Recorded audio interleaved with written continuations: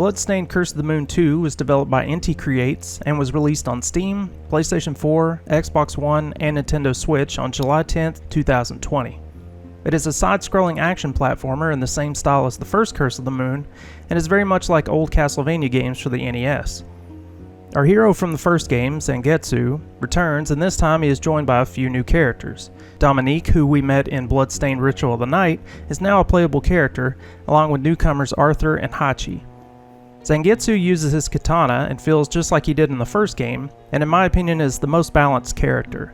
Dominique is a bit lighter on her feet, has a higher jump, and uses spears for attacks. She can attack downward during jumps, and can also attack upwards. Arthur uses a gun, and can crawl as well as wall jump. Hachi is a corgi inside of a steampunk-style mech suit that reminds me of the mech suits from Mega Man X. He can attack with punches, hover in mid-air, smash into the ground from the air, and can also become invincible for a short amount of time. Each character, except for Hachi, has abilities that they can pick up in the form of items that do different things. Dominique has spells that can heal other characters or do damage to enemies, and also has a really useful spell that can bring dead characters back to life. Arthur has abilities that can make his shots faster and more powerful, or throw large projectiles. Zangetsu again has the same abilities that he had in the first game.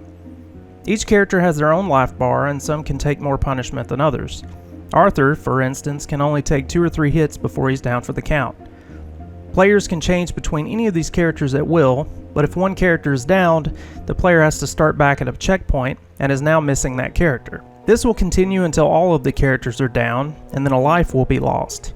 This allows the other characters to try and reach a new checkpoint, so that once a life is lost, all the characters will start at the new checkpoint. Checkpoints in the game are found in the form of candles and are very spread out within the stages. Players will have to redo some pretty sizable sections if they die, and this can lead to some frustration in the later levels. Lives can be earned from earning points from killing enemies as well as grabbing items like money bags. There's a bar at the top right of the screen that shows how much a player has to fill up in order to earn a life. The player has 3 lives to start with until they need to use a continue, which will restart the current stage. There are equipment pieces that can be picked up throughout the journey that can boost stats like health points and the damage that the characters can dish out. I highly recommend grabbing these whenever you see them. There are plenty of items hidden in walls too, because what kind of Castlevania clone wouldn't have things hidden in walls? Health can be replenished with heart power-ups, and there are potions that give points that are used for each of the character's special abilities that are picked up. The game also has a 2-player local co-op mode, but I wasn't able to try it out in time for the review. There are 8 stages in total, and the first episode of the game can be finished in about 4 hours or so. However, there are multiple playthroughs that can be done, and each one is more difficult than the last, and has plenty of secrets to be discovered by the player. There are multiple paths to be taken as well as multiple endings and bosses. The first few stages are a really good way to get used to each new character as they are introduced and learn things that need to be used later in the game. Learning which character works best for each room takes some time and can lead to a lot of deaths. The level layouts are really well done, even though I would say the ones in the first title were slightly better. The first time through I remember getting frustrated a bit with certain sections, and it wasn't until my second run that I realized I was just playing the game poorly. I thought that the enemy placements were unfair and cheap, but in reality I just wasn't utilizing my characters to the fullest. However, just like every other retro-style game I've played recently, this game made sure to include an ice stage, and those are just never fun. This title is definitely more difficult than the first one, but it's still very manageable. Lives were given out enough that even playing through on veteran mode, I only used a single continue. I will say though that even though this game is difficult at times, it's definitely much easier than any of the old Castlevania titles. I would say casual players are gonna have a frustrating time with this game though. I originally had a few small issues with the controls, but just like the difficulty thing, it was just me playing poorly. When using Hachi's hover jump, I originally was double tapping the jump button to get it to come out, and sometimes it would work while other times it wouldn't. I then realized that you have to just hold the jump button in order to do the hover. From then on it worked every time, so the controls felt really good, nice and tight. The enemies are a mixture of returning enemies from Curse of the Moon and Ritual of the Night, as well as a lot of new enemies that I didn't recognize. There are also a lot of enemies in this game that can spawn other creatures, and they tend to do so when the player is having to make a lot of jumps. I really liked the enemy designs, and I had a fun time learning the new patterns of their attacks, and the best ways to get around them, or which character to use to take them on.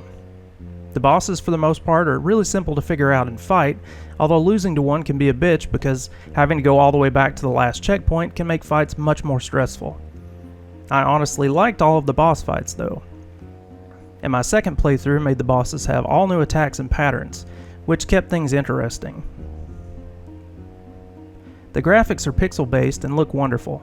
As someone who's recently learning how to draw pixel art, I have a high appreciation for the work done in this game and making it look like a retro title.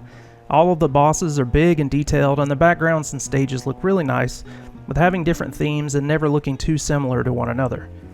The animations are all really smooth, and if you liked how the first game looked, you won't be disappointed here. The game also ran really smoothly without any stutters. There aren't really any graphical options beside what resolution scale you want the game to be at, and whether you want the game to be in full screen or windowed mode. Sounds and music are much like the first game, with being simple but effective. I found myself humming along with a lot of the music during stages where I played through them several times. The tunes were just easy to enjoy. The sounds reminded me a lot of the first game, as well as something like Shovel Knight. Overall, very much like a retro game. I don't have any complaints about the sounds or music, and they worked really well without having any weird glitches or anything. So, would I recommend Bloodstained Curse of the Moon 2? Hell yes, I would. It's a worthy sequel to the first one, and it's a game I never expected to even be made. So for it to just come out of nowhere and give more fun stuff to play during lockdown, I for sure can't complain. I think if you like the first game, you should like this one, even though I must warn that it's a little bit more difficult and definitely more frustrating than its predecessor. For the price, there's plenty of gameplay and fun to be had, so check this one out.